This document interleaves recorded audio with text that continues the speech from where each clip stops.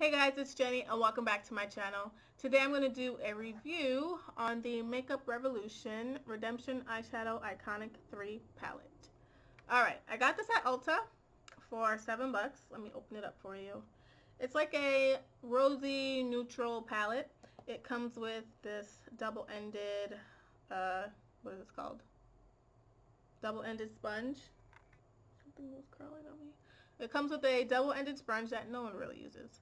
But it retails for $7 and I got it at my local Ulta. These are the colors here. Alright, so I'm going to keep this short and sweet.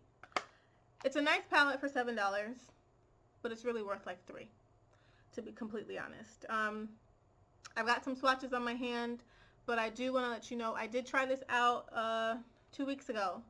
I made like a demo of me using it, and because of the lighting and camera situations and whatnot, you couldn't really tell the colors because they were a little bit washed out. But when I was using it, I used, let me just go ahead and pop this out.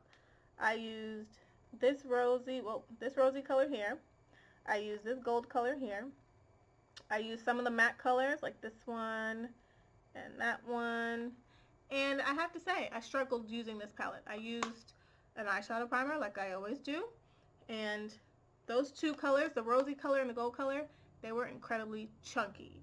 Like I used a brush, I don't have it with me, but it was like a flat brush, like similar to a MAC 242 type of thing, and it was horrible. I was just wiping, swiping, patting for days.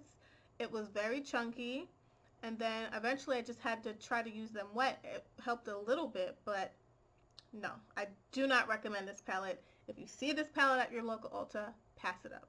I mean, you can always make eyeshadows look good with a primer, but I mean, for $7, I can't really complain. But then again, when I go to Walgreens and I find Wet n Wild eyeshadows for $5, $6 a palette, $3 a palette, and they work really well, there's no reason why this shouldn't work. For 12 shades, there's no reason why this should not work for $7. Why I'm getting chunky colors. Some colors don't even show up. Let me just go ahead and show you the swatches. So I have the first 8 shadows on my hand. And no primer has been added. Oops, sorry. No primer has been added to my hand. Here we go. First 4 shadows.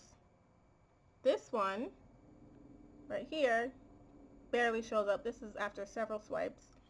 The first 3 were a few swipes, but this is the pigmentation that I'm getting. Not the best. Remember, no primer has been used. Okay, the next 4 shades. I'll put up pictures of which 4 I'm talking about. So the next 4 shades, these swatched a little bit better. So we have this rosy color I was talking about, as well as this gold eyeshadow. This one barely shows up, and this one is a taupe color. Pretty hard to tell. They swatch much different on your fingers, on the back of your hand, than they do on your eyelids. It took a lot of work for me to get some of these shadows to show up. I'm not wearing them today, but it took a lot of work, and I kind of want to just throw it out. The last 4 shades. Here we go.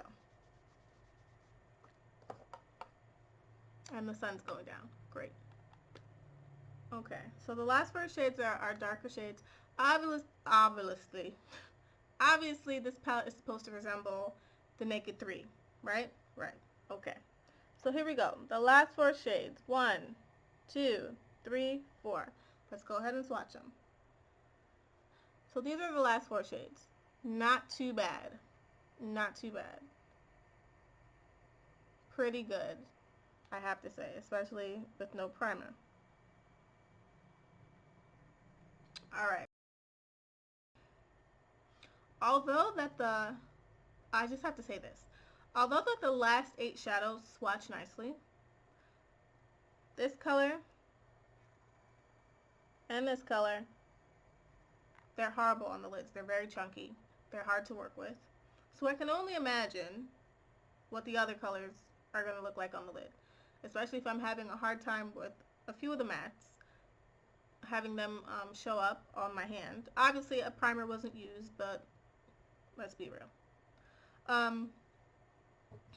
For $7, I just say to look elsewhere. Try the Coastal Scents. What is it? whatever one, Revealed, maybe try the Coastal Scents Revealed 3 if you don't want to pick up the Naked 3, or even like the Lorac Unzipped has a lot of rosy tones in it as well, or the Tartelette in Bloom has some rosy shades in there as well. So if you're not trying to spend the $52, $54, but you're trying to stay, you know, on a budget, avoid this one and try out other ones. If you've had success with this palette, sure, by all means, go ahead, use it. More power to you, but I'm not a big fan of this.